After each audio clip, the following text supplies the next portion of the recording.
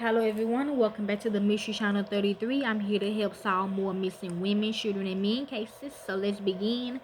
This is an unsolved murder, an unsolved case in Mississippi.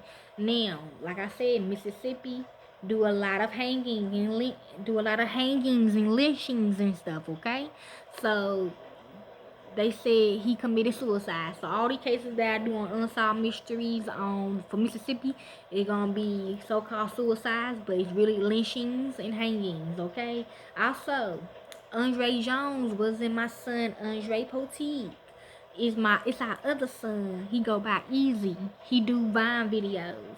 And I know Jay Versace got something to do with that. And I'm gonna do it separate, but I just got to let that out because he was on the same page. Okay, but it's by a young child named Christian Andreacchio. Andreacchio. I think I seen him on episode of Medium. Okay, this how he looks. And it said it's a suspicious death. Okay, a young man's death is ruled as a suicide. Family and friends believe otherwise. Okay. Overview of Christian Andreacchio. What is suicidal murder? There simply aren't enough words to describe the type of man Christian was or the type of person Christian could have become one day if only he had the opportunity. Christian was a family-centered, hard-working, loyal, ambitious, and generous young man, yes, who would do anything to make you smile or laugh, even on your darkest days. Christian had great ambitions as explained by his mother, not his real one, in several interviews. His mother explains that Christian knew since day one that he wanted to work on a tugboat and a dream that he would achieve as soon as he turned 18. It wouldn't take long until Christian would move on to his next big goal, to become the youngest tugboat captain ever at the company he was working for, a goal that he was set to achieve.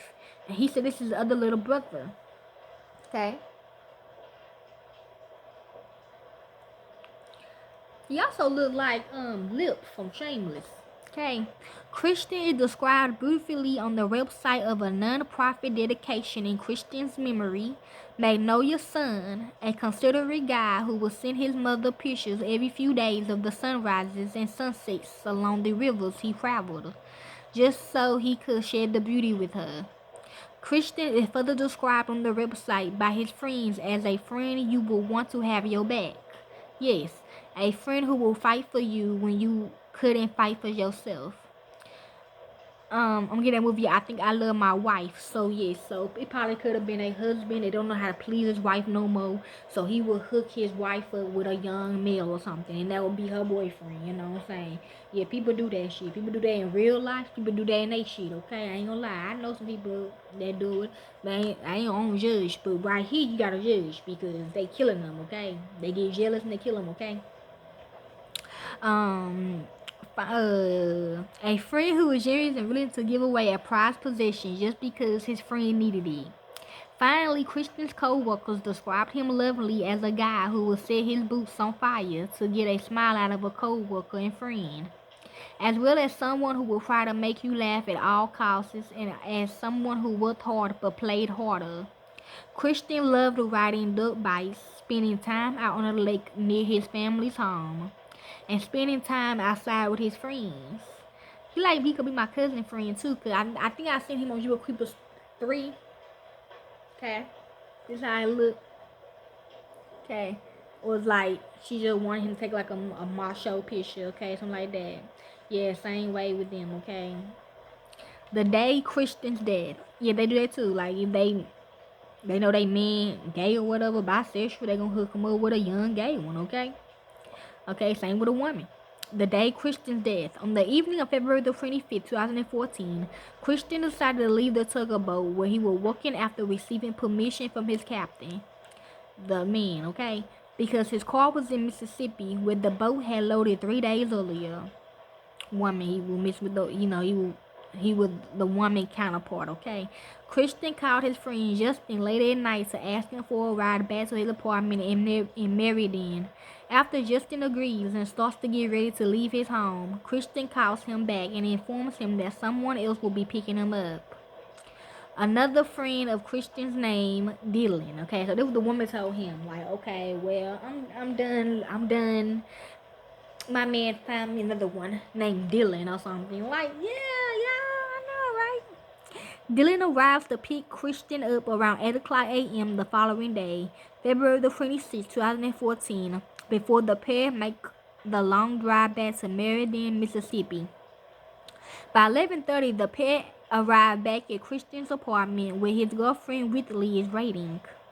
Christian and also they also he probably had they or he probably the woman probably like, okay, my man hit me up with another young ass boy or whatever, so you go to this girl, like something like that. Okay. And were very rocky from the beginning, as his family describes. According to his brother, Christian was planning on returning home and ending things once and for all with Whitley, and had plans to kick her out of his apartment, where she had been living at the time, vice versa. After Christian and Whitley began arguing shortly after their arrival, the trio watches a movie before Christian asked Dylan to go to a local bank to withdraw all of the money out of his account and pick up some lunch for the group, okay? The man, okay? Dylan, I don't know, maybe, okay? I don't know. Dylan, but I know the men did that. Yeah, they do that. Yeah, they saving their money, from doing that, they gonna get it bad, which is dumb, okay? Dylan quickly agrees and leaves to run the errands. During his time at the bank, where he is seen on security footage at 12:30 p.m., Dylan is told that he cannot withdraw money from Christian's account simply because the account does not belong to him. Cool. Once he returns, the group watches another movie before Christian and Willie decide to go on a drive.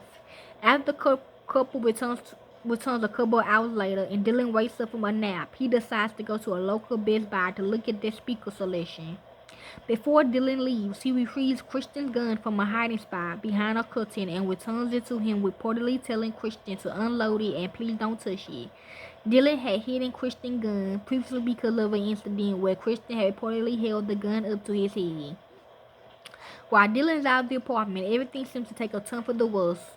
When he returns from Best Buy, Dylan looks for Christian around the apartment before reportedly finding him in the bathroom, slumped over the bathtub, with a gunshot wound to the head. Yeah, I'm gonna get a picture because I can tell if it's a suicide or not, okay? Lose all people, I never really, to be honest, I don't think it's a thing of suicide.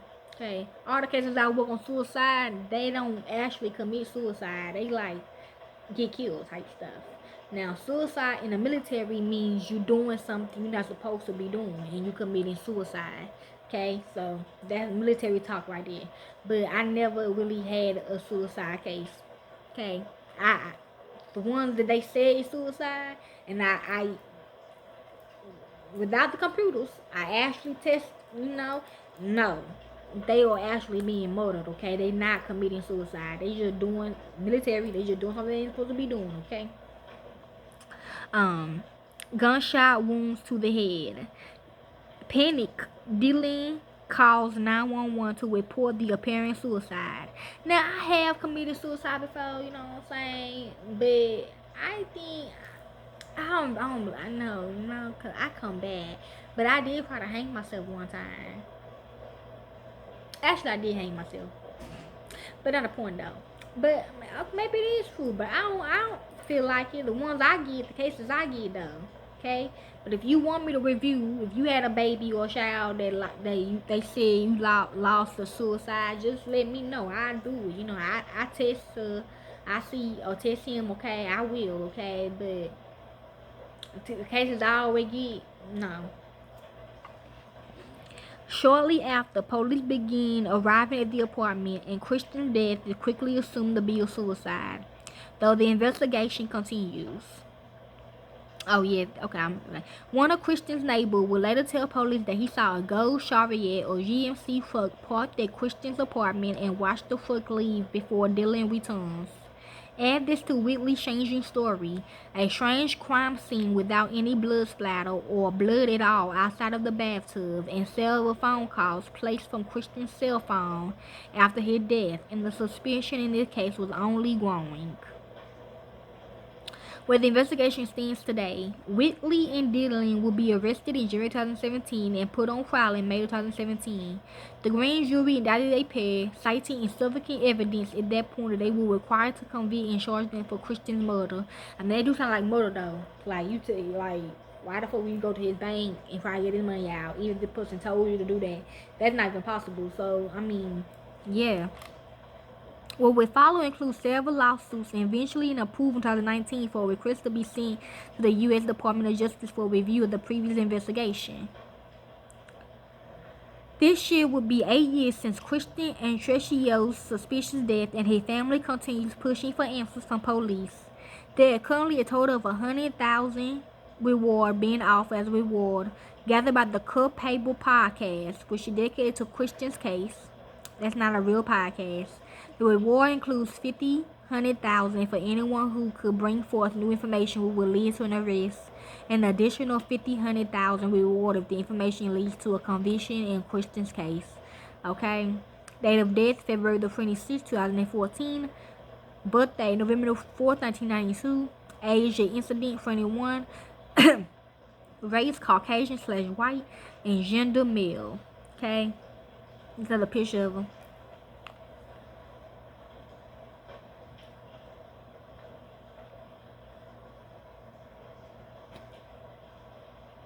Now, yes, my granddaughter did have an incident like this where she had to go to court because they said she told her boyfriend to commit suicide.